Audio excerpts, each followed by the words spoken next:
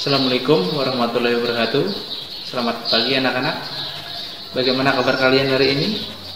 Mudah-mudahan kita semua diberi kesehatan oleh Allah Subhanahu wa taala dan mudah-mudahan vaksin COVID-19 segera ditemukan. Baiklah, langsung saja kita mulai pelajaran pada hari ini. Silakan disimak.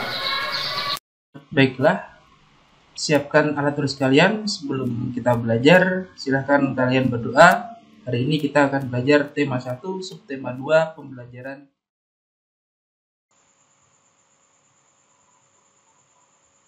Baiklah, kita mulai. Ada yang tahu ini gambar apa? Apa kalian penyayang hewan? Apakah kalian tahu bagaimana hewan berkembang biak? Ayo kita pelajari.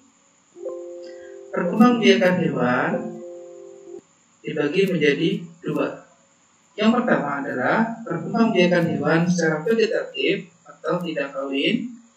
Kemudian yang kedua adalah perkembangbiakan hewan secara generatif atau kawin. Pada hari ini kita akan belajar perkembangbiakan hewan secara generatif. Perkembangbiakan hewan secara generatif adalah perkembangbiakan hewan melalui proses pembuahan. Mari kita dalami. Perkembangbiakan hewan secara generatif dibagi menjadi 3. Yang pertama adalah dengan cara bertelur atau ovipar. Contoh hewannya adalah bebek, kemudian burung. Tentunya kalian tahu hewan yang bertelur itu apa saja.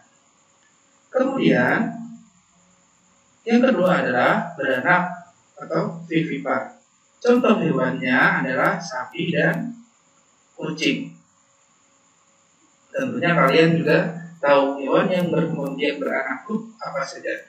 Kemudian yang ketiga adalah bertelur dan beranak atau ovovivipar. Contoh hewannya adalah ular dan buaya.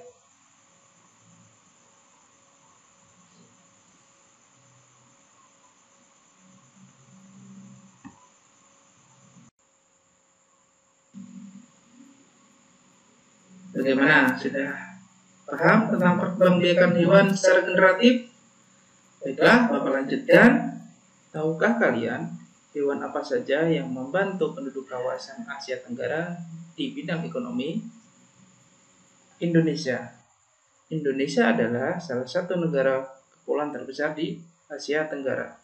Dengan hasil ikan yang melimpah, kegiatan ekonomi penduduk Indonesia adalah nelayan, kemudian pertanian dengan hasil padi yang melimpah, kemudian pertambangan, hasil utama hasil minyak bumi dan batu bara. Baiklah, selanjutnya Malaysia. Malaysia adalah negara yang berbatasan langsung dengan Indonesia. Kegiatan ekonomi penduduk Malaysia antara lain adalah pertanian dengan hasil utama padi, kemudian pertambangan dengan hasil utama timah. Selanjutnya Brunei Darussalam. Brunei Darussalam adalah negara yang memiliki pendapatan per kapita tertinggi di kawasan Asia Tenggara.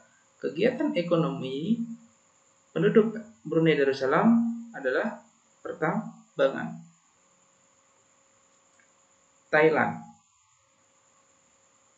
Kegiatan ekonomi penduduk negara Thailand antara lain adalah pertanian dengan hasil padi yang terbesar se-Asia Tenggara, kemudian pariwisata. Selanjutnya, Filipina. Kegiatan ekonomi penduduk Filipina antara pertanian dengan hasil utama yaitu kelapa dan nanas.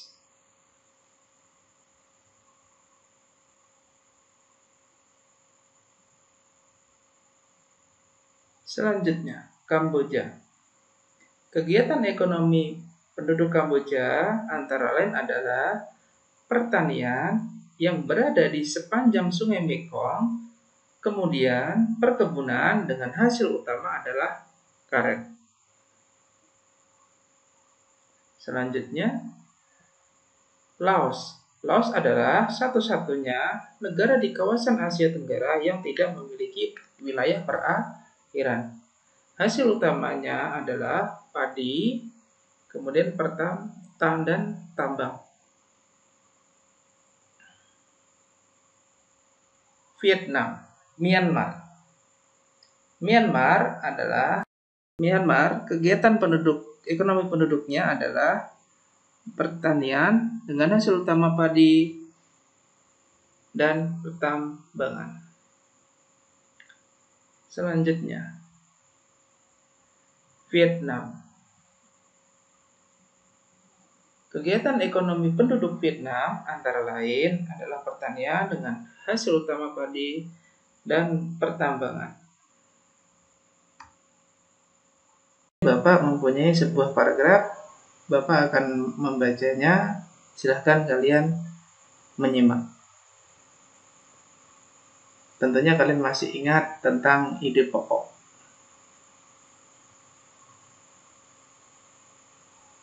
Kita tunggu. Bebek adalah unggas yang hidup di darat tetapi menyukai perairan. Penduduk Indonesia banyak memanfaatkan daging dan telur bebek untuk kebutuhan sehari-hari.